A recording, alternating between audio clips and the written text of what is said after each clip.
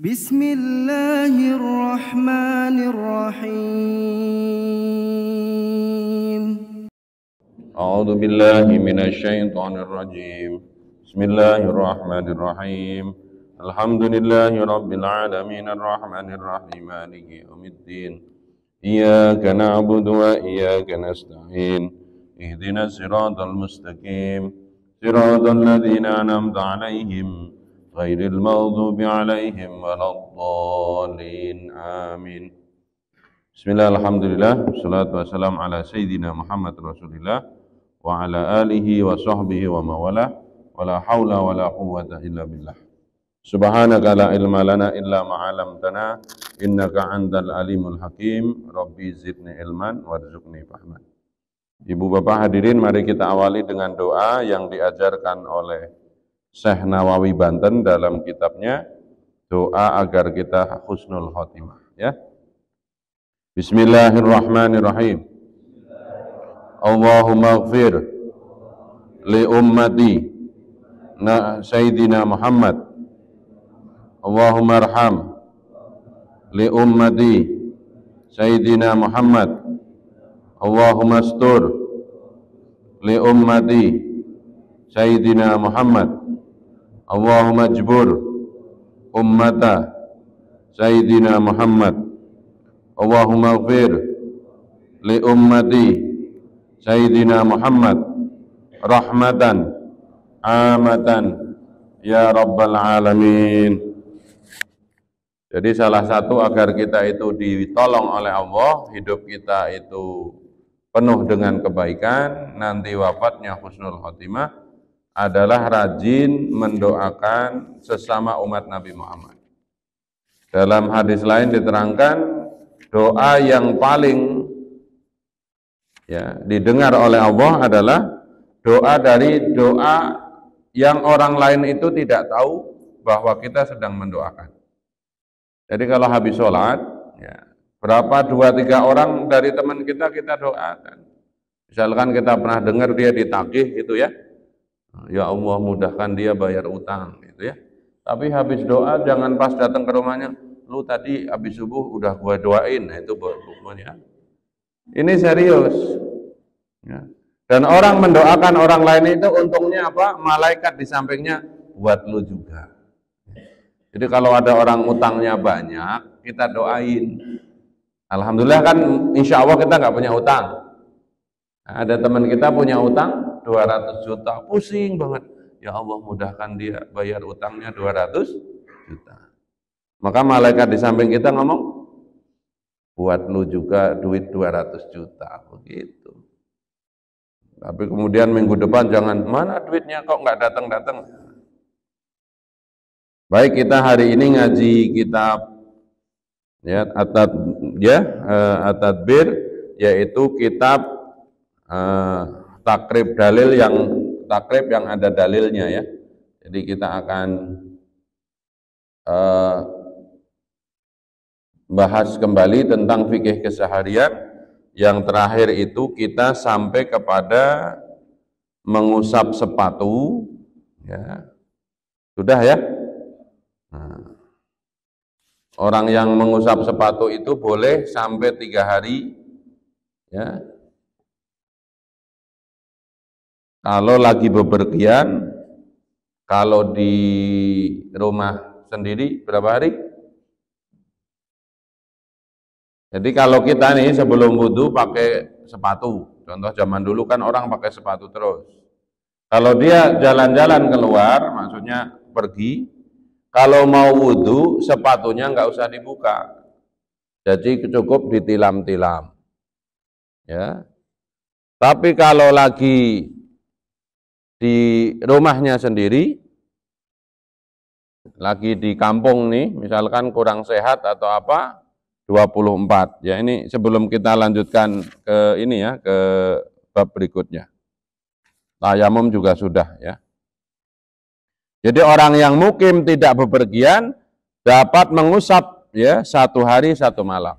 Jadi ini habis subuh begini misalkan ya, kita dalam keadaan suci terus pakai sepatu atau kaos kaki.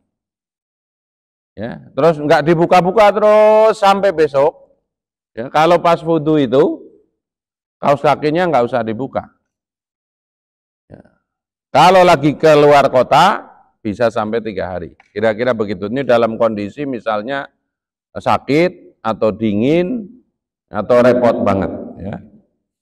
Oke, ini sudah kita itu. Kemudian kapan kita nggak boleh ngusap sepatu atau batal? Satu, karena dilepas. Jadi begitu sepatunya atau kaos kakinya dilepas, ya sudah namanya dilepas ya harus dibasuh. Yang kedua, ya, telah habis waktunya. Kalau di rumah 24 jam, begitu 24 jam ya harus wudhu lagi normal. Ya, kalau keluar kota berapa hari? 3 hari 3 malam. Atau mimpi basah yang mewajibkan mandi. Mandi nggak mungkin kan pakai sepatu atau kaos kaki gitu kan. Tayamum sudah ya? Sudah kan Pak? Bapak yang bawa kitabnya, tayamum sudah belum? Nah, rukun tayamum berapa? Kita ingat-ingat? 4. 1 niat, 2 menepuk debu untuk ke muka, 3 menepuk debu untuk tangan kanan, tangan kiri, tertib. Ayo kita praktek tayamum lah. Semua mau berangkat umroh. Amin. Amin. Enggak semangat begitu ngajak umroh. Kita udah di pesawat, pesawatnya terbangnya jam 10 pagi. Sehingga kita nggak bisa sholat duhur ya. Oke. Tangannya begini. Letakkan kemana? Bangku pesawat. Meskipun ada nggak tahu itu ulama mana, bagaimana hukum ya, tayamum dengan mengambil debu di pipinya pramugari, ada begitu. Tapi nggak usah dibaca di sini ya, nggak mungkin juga Mbak, saya mau tayamum gitu ya, nggak mungkin. Oke, tempel ke situ, lah. Habis itu buat ngusap muka kayak wudhu. Ya. Nah, kalau ngambil debunya di lapangan, benar-benar tebel ditiup. Jadi misalkan kita lagi di pinggir lapangan gitu, tiup, biar nggak cemong banget gitu ya. Tapi kalau di situ ya nggak usah, orang ada debunya. Ya, ulangi ya, nempel ke sini, langsung buat muka. Oke. Ngambil lagi pindah, kalau misalkan di sini geser sedikit, tangan kanan buat ngaca, tangan kanan dibalik buat ngaca, telapak tangannya ke wajah. Gosok dari ujung ke sini, melewati ini harus begini ya. Ini lewat ke sini, kemudian muter ke sini, berhenti di sini. Karena debu ini untuk gosok yang kiri. Ya, set. Muter ke sini, ibu-ibu bisa lihat nggak itu? Ya, oke. Sempurnanya kalau di pesantren Tebu Ireng itu dianjurkan ini ngambil lagi terus begini. Biar sela-selanya kena debu. Jadi tayamum itu kalau wudhu 4 anggota badan, yaitu wajah, tangan, usap kepala, kaki. Kalau tayamum diringkes hanya 2, mukanya sama tangannya. Tolong ya, jangan ada yang tayamum tapi seperti wudhu. Ya, saya pernah ketemu, serius. Dia mau umroh, udah tak ajarin di Jakarta. Begitu mau sholat subuh di pesawat, kamu ngapain? Tayamum. La haula wala quwata illa billah. Itu kalau ada debu beneran kan, ya masa debu buat kumur?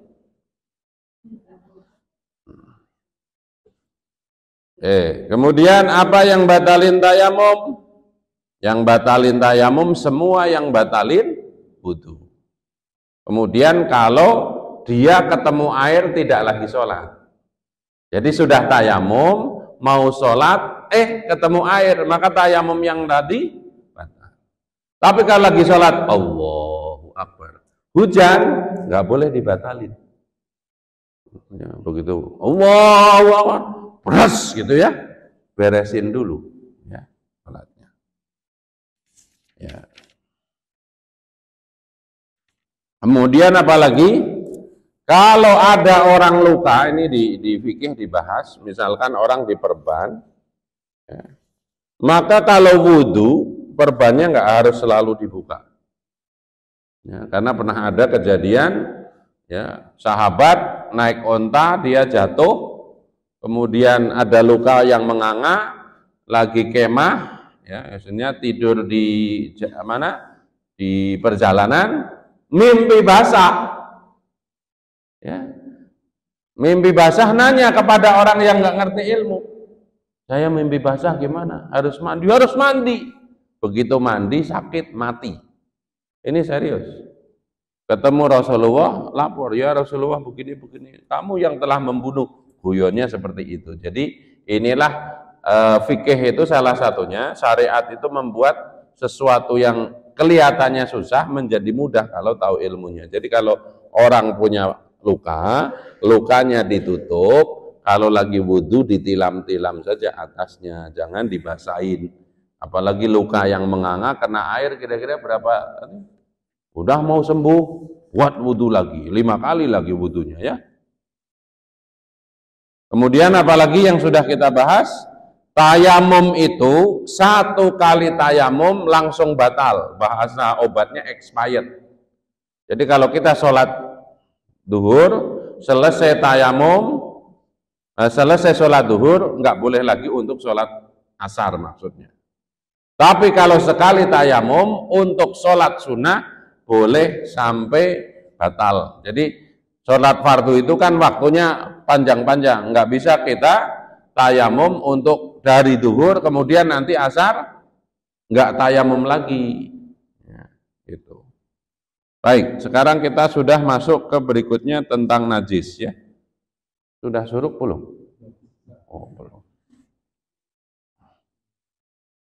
Faslun bermula ini itu fasol wa kullu ma ya wa kullu ma'ihin kharaja minas sabilaini najsun ilal maniyah. Ini kita sudah kan kemarin ngomong tayamum, ngomong wudu ya. Sekarang ngomong najis. Kalau tadi hadas ya, sekarang kotoran itu ada 2 yang harus kita sucikan kan? Kita belajar tentang air ya, mundur sedikit. Air itu yang boleh untuk bersuci ada 7 sumber. Masih ingat? Air yang turun dari langit namanya? Air yang jalan dari gunung ke laut? Air yang keluar sendiri dari sela-sela batu atau tanah? Air yang kita gali ke tanah kemudian keluar airnya? Terus apa lagi? Ada 7. Air laut, 2 lagi. Air embun, 1 lagi. Salju yang mencair, kalau ada. Ya. Buat apa air itu? Untuk mensucikan kotoran yang tidak kelihatan, yaitu hadas. Ada hadas besar, ada hadas kecil. Yang kedua najis. Nah, di dalam kitab ini diterangkan, ya, wa kullu ma'ihin kharaja minas sabilaini natsud. Semua cairan yang keluar dari ya, 2 jalan yang ada di bawah kita, dari aliran pipis atau aliran BAB, semuanya ingat ya. Jadi semua yang keluar dari ya, kemaluan kita yang depan maupun belakang itu dihukumi najis illal maniyya, kecuali air mani. Jadi setiap ada tetesan sesuatu yang keluar dari bawah kita ini, lubang depan atau lubang belakang, semuanya dihukumi najis. Yang tidak najis apa? Mani. Oke. Imam Bukhari meriwayatkan dari Sayyidina Anas radhiyallahu an, ia berkata, adalah Rasulullah SAW bila keluar untuk membuang hajatnya, yaitu buang air kecil maupun besar, maka aku menawarkan air ya untuk bersuci, mensucikan najis ya yang ada pada kubul atau dubur. Jadi kalau pipis, hati-hati, di ujung kemaluan laki-laki atau perempuan, air yang masih nempel di ujung itu najis. Ada hadis Nabi mengatakan orang disiksa kubur itu salah satunya bukan dosa yang gede-gede. yaitu kalau ke toilet dia tidak cebok. Jadi cebok itu urusan kuburan, urusan akhirat maksudnya. Ya. Apalagi cuman pipis, mohon maaf, ya, saking kebeletnya di tol ya, bannya sendiri dikencingin gitu ya, habis itu obat-abit, enggak itu, habis itu sholat, nah itu ngeri lagi. Ada kemungkinan sholatnya enggak sah, karena apa? Masih nempel najis itu. Di mana? Di baju dalamnya dan nempel di ujung. Imam Bukhari dan Muslim meriwayatkan dari Sayyidina Ali radhiyallahu an, ia berkata, saya adalah lelaki yang banyak mengeluarkan madhi dan saya malu untuk menanyakan ini kepada Rasulullah. Maka saya memerintahkan Mikdad bin Aswad, lalu ia pun menanyakan sabda Nabi. Dalam hal ini ia cukup berwudu saja. Dalam riwayat Muslim dikatakan yaghsilu dzakarahu wa yatawaddo. Nah, sekarang kita sambil ingat-ingat. Cairan yang keluar dari kemaluan laki-laki maupun perempuan yang depan itu ada 3. Yang ingat boleh pulang duluan. Ini grup ini. Jadi kalau kita ini keluar cairan satu pasti air seni atau air kencing. Selain air kencing ada air apa? Madi, wadhi, mani. Ayo kita ucapkan. Madi, wadhi, mani. Jadi cairan yang keluar dari mohon maaf saluran kencing kita ada 4. Air kencing, mani. Yang kedua ini kencing, mani, terus madi, wadhi. Ya. Apa itu madhi? Kalau seseorang terangsang, ini mohon maaf, lihat video atau lihat apa tayangan-tayangan yang merangsang birahi, ujung kemaluannya netes sesuatu, lendir, namanya madhi.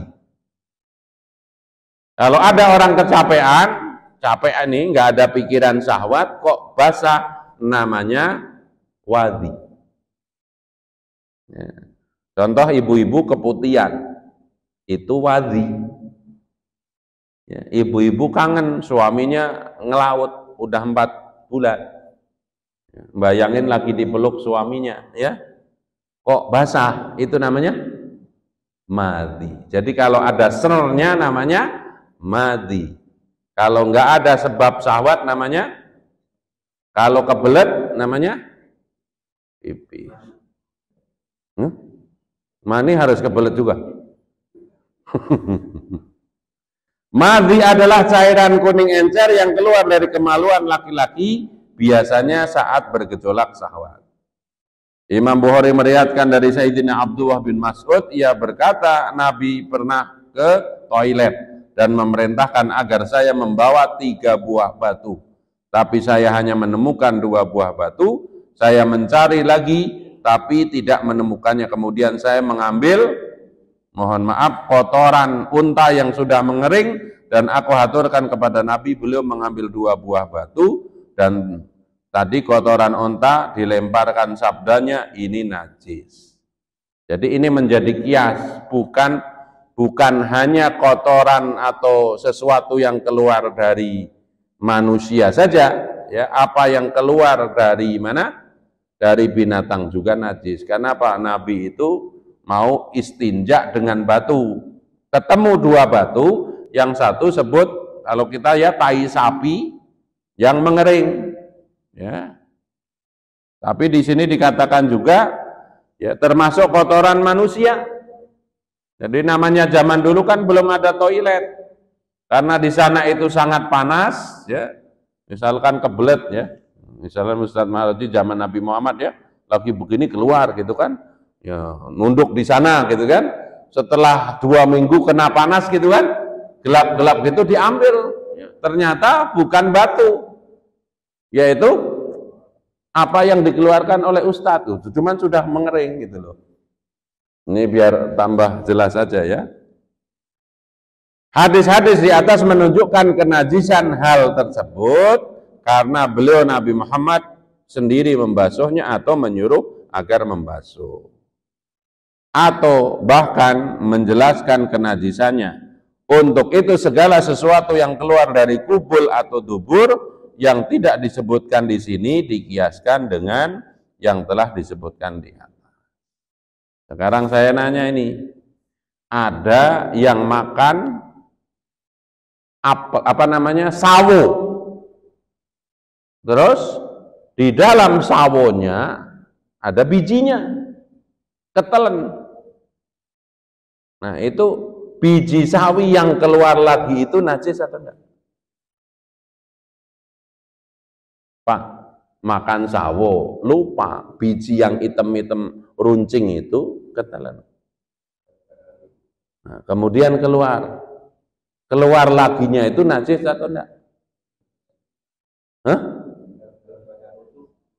Dalam keadaan rukuk. Oh butuh. Jadi boleh dimakan lagi itu. Jadi harus dibedakan lagi itu. Wala talbisul haqq. Yang basah di tepinya cuci. Tapi asal muasal itu suci apa enggak? Sama, kita kembali ke bagaimana hukumnya minum kopi luwak. Kopi luwak yang asli itu gimana? Kan nutur ya bahasa Jawanya kan, luwak makan kopi, terus kopi yang tercecer itu diambil, dijemur, terus digiling. Kopi luwak yang begini haram.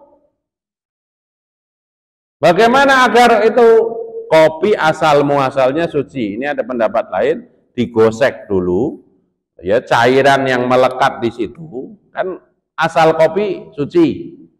Digosek sampai lendir-lendir itu hilang, dikeringin, baru digiling, ini insya Allah tetap halal. Justru yang asam-asam itu di situnya, nah itu berarti kita makan kotoran luwak. Jadi kopi luwak yang haram, yang kopi tadi, orang nutur kotoran luwak kan gitu. Dimakan sama luwak, terus bahasa kasarnya dieein.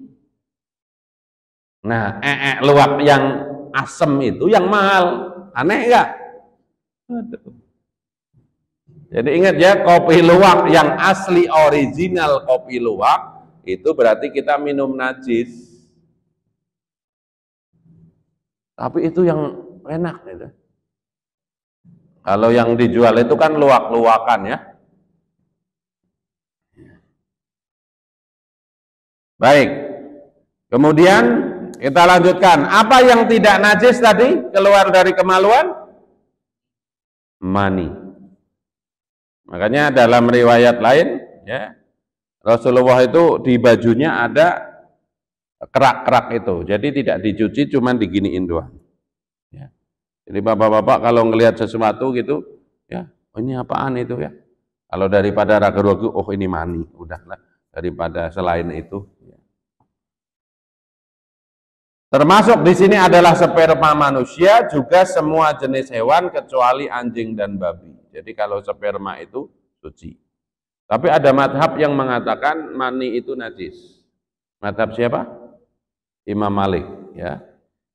Adapun sperma manusia, maka berdasarkan riwayat hadis Muslim dan lainnya dari Ibunda Aisyah, ia berkata, aku menggaruk-garuk sperma atau mani dari pakaian Rasulullah. Kemudian beliau pergi sholat dalam keadaan dalam menggunakan pakaian itu.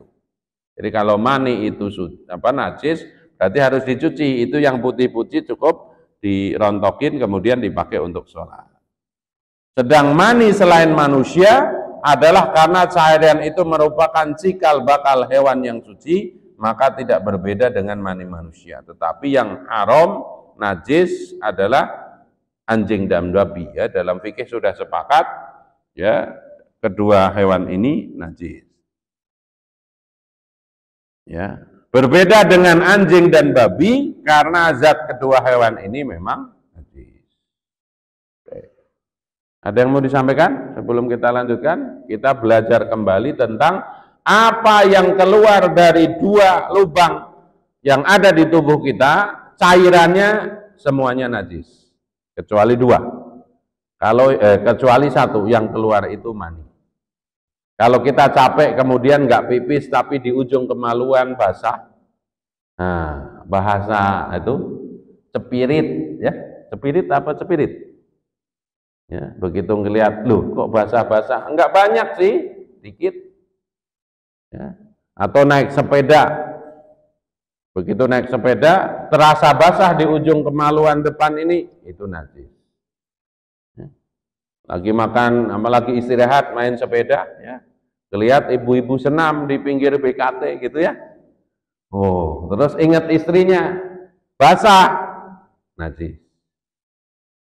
Kalau basahnya bukan keringet ya, tapi saya keringetan, nah, itu harus membedakan mana keringetan, mana yang keluar dari mana Mas? Biar gampang sopan, kantor pusat ya, sebutnya kantor pusat. Jadi kalau nerangin di umroh saya gitu ya, hati-hati kantor pusatnya, itu kantor pusat. Kita lanjutkan. Wa ghuslu jami'il abwali wal arwasi wajibun ila baula sobiyu. Jadi wa ghuslu dan membasuh atau mencuci jami'il abwali, ya, semua air kencing, wal arwasi dan sisa BAB. Saya ulangi ya. Jadi semua kotoran yang keluar dari kemaluan kita, depan atau belakang, itu wajib dibasuh. Maksudnya dicuci. Jadi kalau ada kencing keluar, kencing itu misalkan di sini kita mohon maaf kebelet, seret kencing, ini harus dibasuh sampai bersih.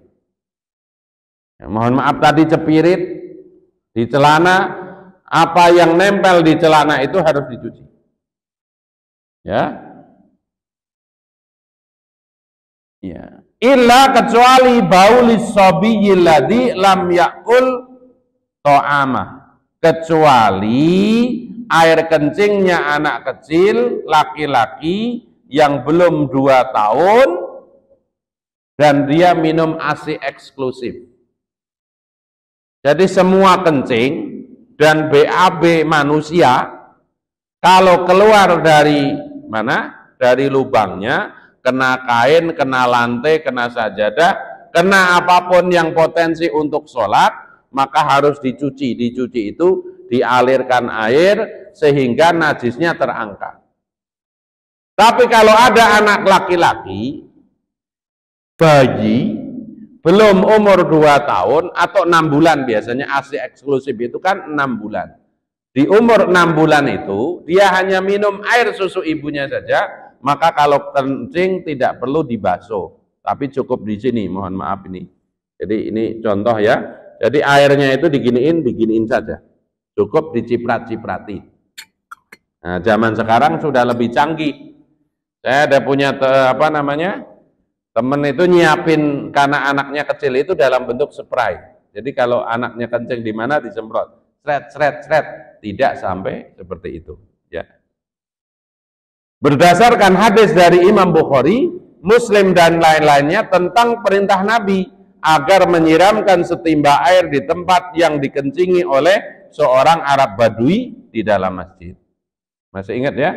Ada orang Arab Badui di Masjid Nabawi kan belum ada karpet, belum ada ubin, kebelet, pipis saja, sor gitu ya. Orang lain sudah ada yang mau mukul, ada yang mau bunuh, jangan, dia lagi buang hajat. Kata Nabi, ambil air saja, guyur bekas kencingnya.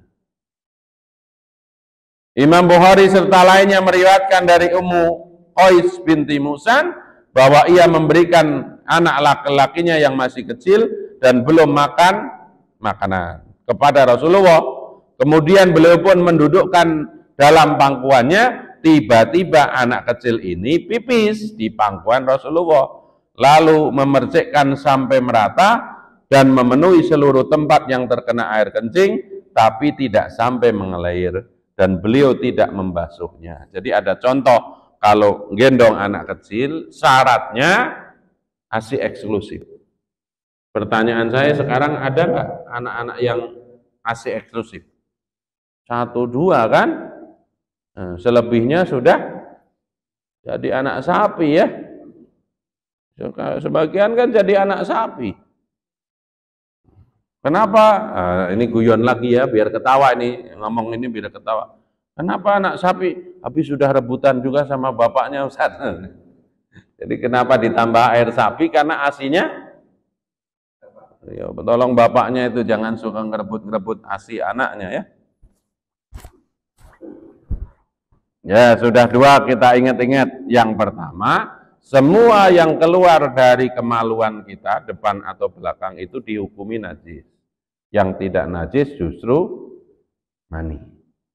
Pertanyaan saya, kalau orang lagi hajat hubungan suami istri, selalu didahului oleh, sebelum mani kan ada cairan lain. Ya, jadi tetap nggak bisa mani itu keluar sendiri. Tetap ada pendahuluannya, berarti yang ada syahwatnya namanya madhi. Jadi orang mandi besar itu, ya, meskipun keluar mani, tetap harus mensucikan tempat keluarnya. Karena apa? Sebelum keluar mani, ada cairan lain yang itu hukumnya najis. Ya. Baik. Ada pertanyaan?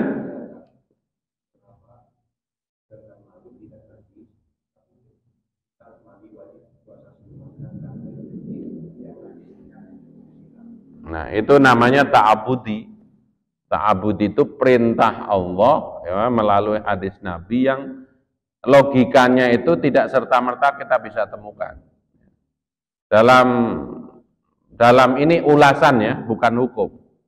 Karena apa? Orang mengeluarkan mani itu rata-rata, mohon maaf, hilang akal. Maksudnya itu waktu saking apa namanya? Nikmat fly itu, nah itu menimbulkan dalam tanda kutip tadi.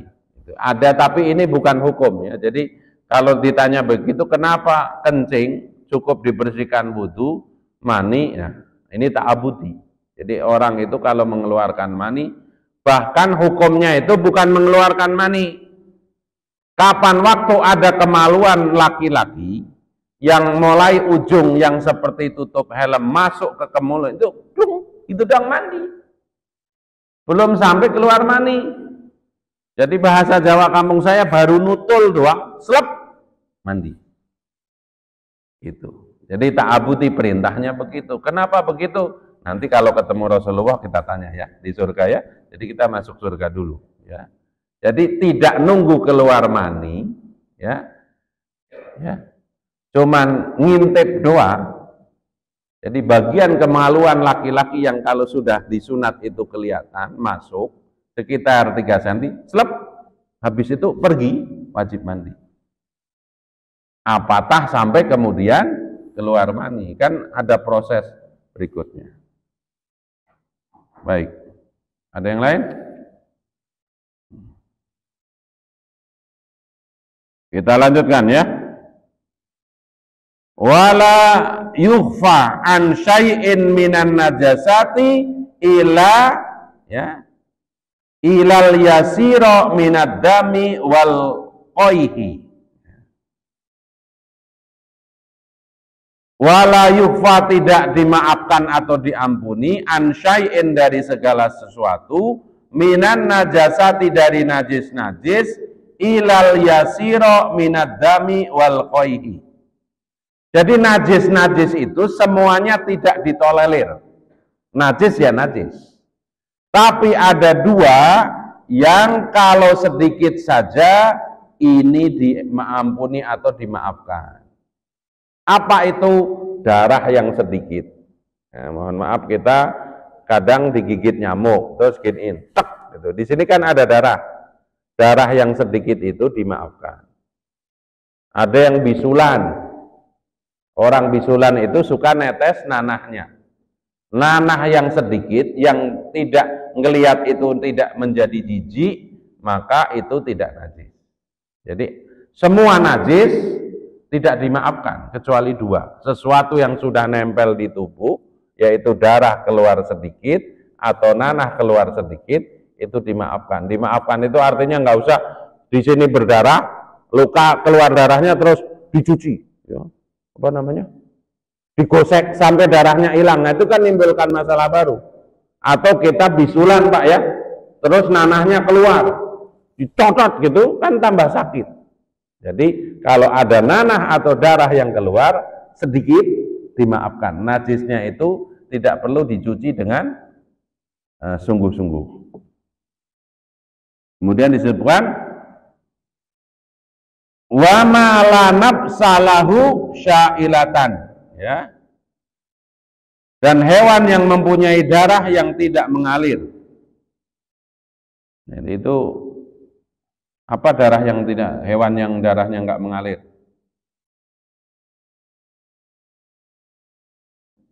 Kecoa itu kalau dipotong keluar darahnya enggak? Kecoa, semut, cicak.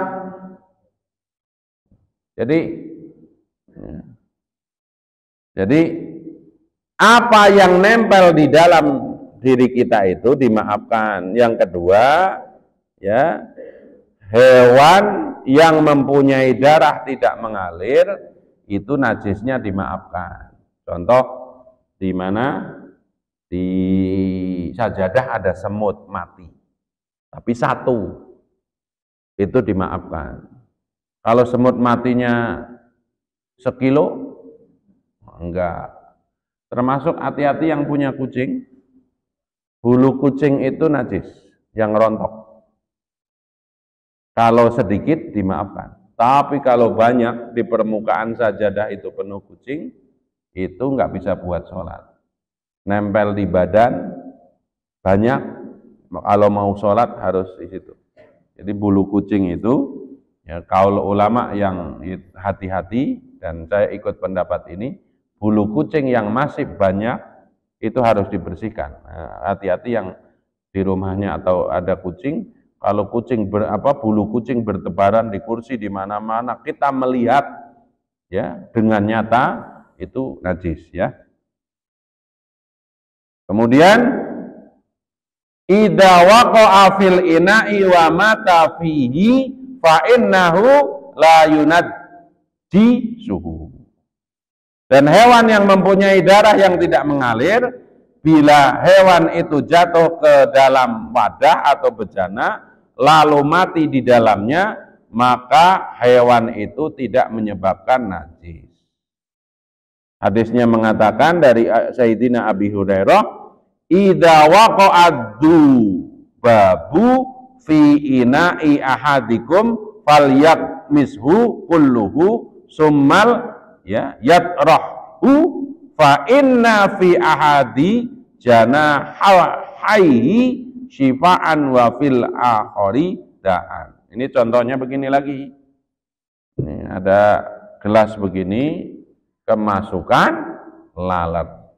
Nah, jadi contoh binatang yang tidak darahnya mengalir itu lalat. Lalat itu masuk ke sini. Bagaimana? Lelepin lalernya, ambil, buang, ini airnya tetap suci. Tapi Bapak mau minum enggak? Jadi Bapak lagi disuguhin begini, ada laler, tersesat ya, gitu ya.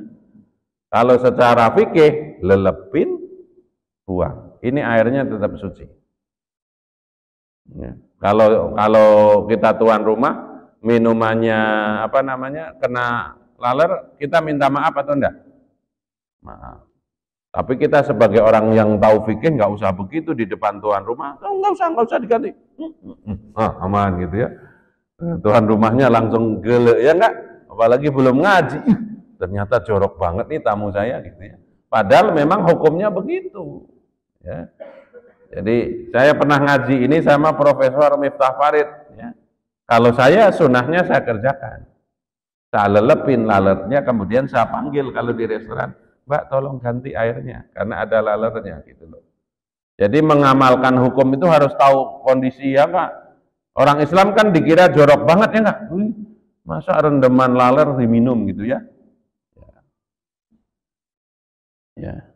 Bila lalat terjatuh pada gelas seseorang di antara kalian, maka benamkanlah keseluruhannya, kemudian buanglah lalat itu, karena sesungguhnya pada salah satu sayapnya terdapat obat, sedangkan sayap yang lain terdapat penyakit. Apabila bangkai lalat itu menajiskan, tentu Nabi tidak akan memerintahkan membenamkan. Dari lalat itu kemudian dikiaskan kepada binatang yang darahnya tidak ngalir. Semut, kecoa, ya, kecoa kalau dipotong gitu, cur gitu enggak darahnya? Enggak kan? Tapi kalau kecoa masuk sini, minum. Tapi saya punya pengalaman buruk Pak terhadap dodol. Ya. Saya pernah enggak doyan dodol itu lama banget. Mulai dari SMP sampai lulus SMA enggak doyan-doyan. Gara-gara apa? Bukan kecoa. Orang bikin dodol itu kan diaduk begini. Itu paman saya keluar ingusnya Pak. Enak gitu loh. Saya lihat jadi ya trauma gitu loh. Menghilangkan trauma, ada ingus masuk ke situ. Wah enak, nambah rasa gitu. Nah pertanyaan saya, kalau ingus najis apa enggak? Ingus, ludah, yang najis apa? Muntahan. Jadi kalau orang muntah, yang dari dalam itu najis. Tapi kalau ngiler, enggak najis.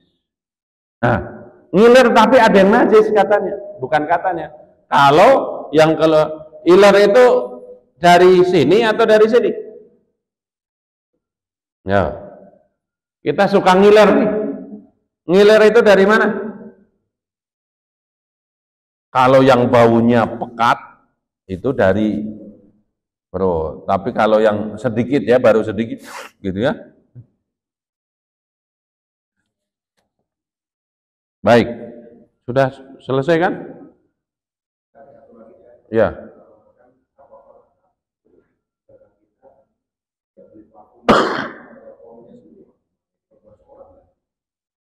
Nah ini ada dua pendapat ya.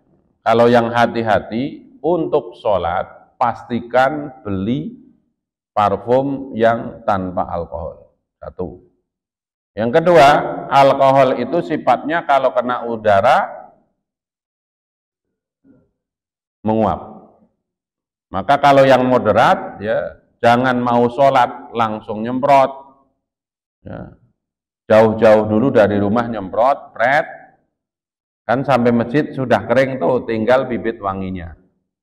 Nah, tetapi yang paling aman untuk sholat, belilah parfum yang tidak mengandung alkohol. Kalau untuk kondangan tadi, ya itu. Jadi karena ada tadi alkohol kan disemprotin seret, ya, bibit wanginya nempel di situ. Tapi kena matahari itu kemudian kena udara, alkoholnya menguap. Tapi yang paling aman, khusus untuk sholat, belilah parfum yang oles-oles atau semprot-semprot tanpa alkohol. Ya. Baik ya, mudah-mudahan ini menjadi pengingat, karena ini ya saya hanya titip. Ya. Cebok itu amal yang sangat penting. Jadi bapak-bapak, ibu-ibu kalau masih ada, kalau habis pipis atau BAB itu fikihnya apa? Kalau laki-laki dehem-dehem gitu ya. Bahkan kalau yang itu harus diurut dari sini, mohon maaf, sampai ke itu. Bahkan ada yang harus duduk bangun. Jangan sampai keluar dari toilet baru 5-3 langkah merasa ada yang netes. Yang netes itu dibawa kemana-mana bisa menyebabkan siksa kubur. Orang disiksa kubur itu kan dua, satu ceboknya nggak bersih, dua suka namimah, mengadu domba orang lain. Ya, mudah-mudahan bermanfaat. Al-Fatihah. Bismillahirrahmanirrahim. Alhamdulillahirabbil alamin arrahmanir rahim maliki yaumiddin. Iyyaka na'budu wa iyyaka nasta'in ihdinas siratal mustaqim siratal ladzina an'amta 'alaihim ghairil maghdubi 'alaihim waladdallin. Amin. Wa sallallahu ala nabiyyina Muhammad wa alihi wa sahbihi wa barik wa sallim ajmain.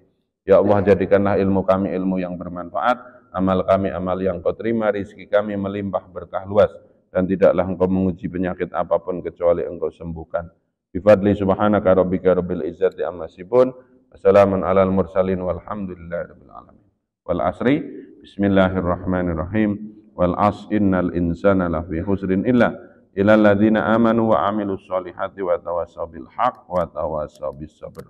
Wallahu a'lam bishawab, wallahul muwaffiq ila aqwamit thoriq. Assalamualaikum warahmatullahi wabarakatuh. فبأي آلاء ربكما تكذبان